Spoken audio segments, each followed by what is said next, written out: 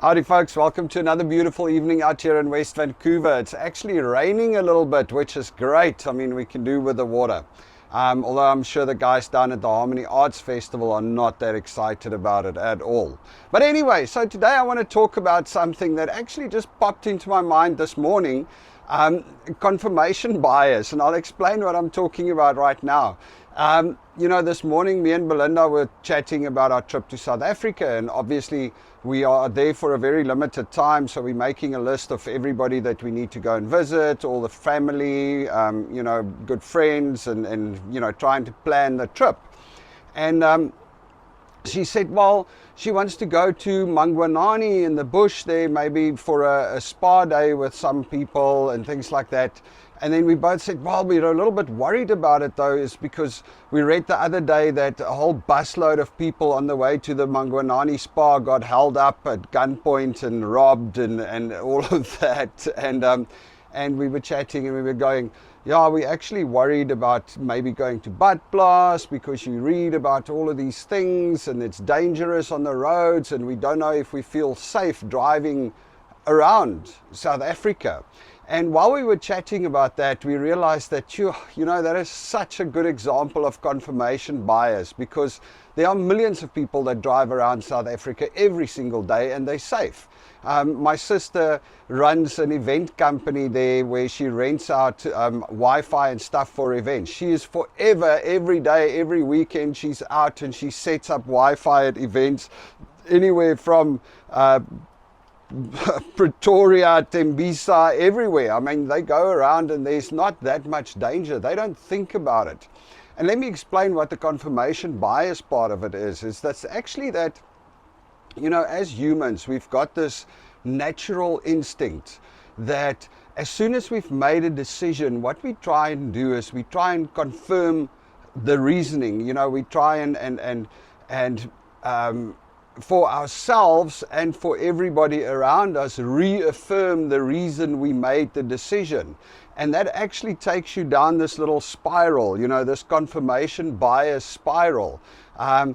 When I lived in South Africa, I used to go everywhere. I never even thought about the risks that much. It was like, hey, you're awake. I mean, you keep your eyes open and you're aware of what's going on around you, but you don't get in the car and go, hey, I'm worried I'm going to get hijacked, or I'm worried something is going to happen, because it's just a way of life.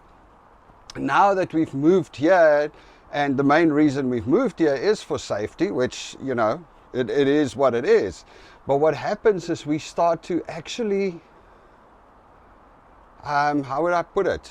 We start to actually kind of blow it up, I guess, out of proportion in our own minds. So we get more and more worried about it. And, it's different opinions. Belinda says it's because while we're here, we're very relaxed and we don't worry about our safety or security at all. So when you go back there and you start having to start thinking about it again, it is actually more serious. I'm just thinking it is just because of confirmation bias. We just kind of, in our own minds, we want to validate our decision that we've moved here for safety and security. So we build up the fear for whatever happens. It's just human. It's not stuff that you control. It's just your subconscious. That's how we operate. We all have these things. So anyway, I just thought that was an interesting thing, And the moment we started talking about it, we're like, oh, really?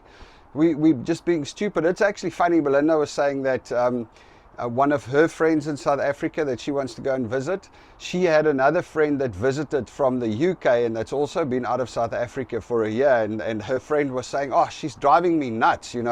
Everywhere we go, she's like, is it safe? Is it safe? Is it this like, I don't want to, can we go there? Is it good? And her husband from the UK is texting, why? I see you driving next to a squatter camp. Why are you there? What's going on?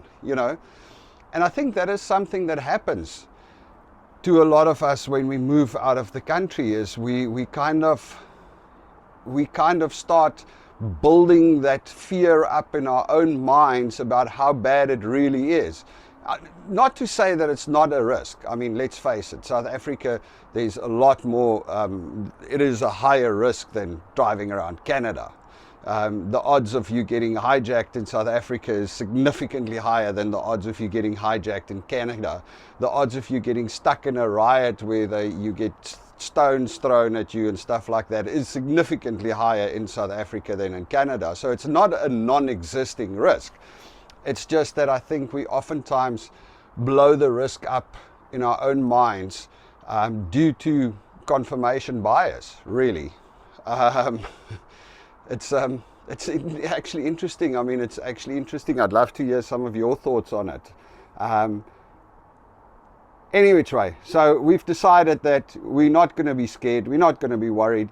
What happens, happens. We're going to go to South Africa. We know how to operate South Africa, and we're not scared. There's no need to be scared.